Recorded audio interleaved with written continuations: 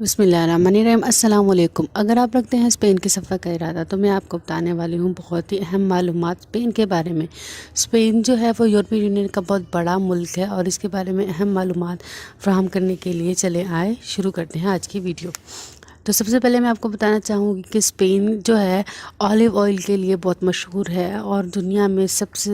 زیادہ olive oil produce Spain کرتا ہے۔ دنیا میں جتنا بھی آلیو آئل یوز ہوتا ہے اس میں کا 44% آئل اسپین میں ہی پیدا ہوتا ہے۔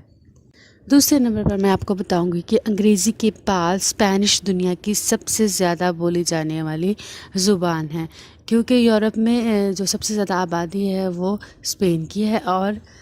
اسپینش جو ہے وہ بولی جانے والی سب سے زیادہ زبان ہے انگریزی کے بعد۔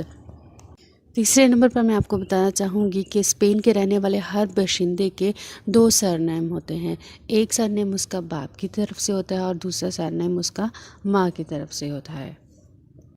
چوتھے نمبر پر میں آپ کو بتاؤں کہ آج بھی اسپین میں بادشاہت قائم ہے۔ یو کے اور سویڈن کی طرح اسپین کا بھی بادشاہ موجود ہے جس کا نام ہے فلپ، اور یہ بادشاہ یو کے اور سویڈن کی طرح برائے نام ہے اور اختیارات سے آری ہے۔ اس کے کوئی اختیارات نہیں، صرف برائے نام ہے۔ جس طرح سے یو کے کی ملکہ جو ہے وہ برائے نام ہے اور ان کے پاس کوئی اختیارات نہیں، اسی طرح اسپین میں بھی یو کے اور سویڈن کی طرح بادشاہ موجود ہے جس کو علامتی طور پر بادشاہ کہا جاتا ہے، جبکہ اس کے پاس اختیارات نہیں ہیں۔ نمبر 5 پر میں آپ کو بتاؤں گی کہ پورے یورپ میں سب سے زیادہ بار اور کیفیز جو ہیں وہ اسپین میں پائے جاتے ہیں، اور یہ کیفے اور یہ بار جو ہیں وہ ہر دن رات کھلے رہتے ہیں، کیونکہ اسپین کے لوگ بہت ہی زندہ دل ہیں اور زندگی کو انجوائے کرنے والے لوگ ہیں، اور اسپین کے رہنے والے باشندے زیادہ سٹریس اور پریشانی اور سیریس نہیں لیتے چیزوں کو، بلکہ وہ زندگی کو انجوائے کرنے اور زندگی کو لطف اندوز کرنے پر یقین رکھتے ہیں۔ تو لہٰذا پورے یورپ میں سب سے زیادہ بارز اور کیفے جو ہے وہ اسپین کے مشہور ہیں، اور اسپین میں سب سے زیادہ بارز اور کیفے پائے جاتے ہیں۔ نمبر 6 پر میں آپ کو بتانا چاہوں گی کہ اسپین ایسا ملک ہے جس نے بہت زیادہ طاقتور ہونے کے باوجود اس نے کسی بھی عالمی جنگ میں حصہ نہیں لیا اور کسی بھی ایسی ایکٹیویٹی میں شامل نہیں ہوا، بلکہ نیوٹرل رہ کر اپنا کام کرتا رہا اور کسی بھی عالمی جنگ میں کسی بھی گروپ کا فریق نہیں بنا اور سائڈ پہ رہا۔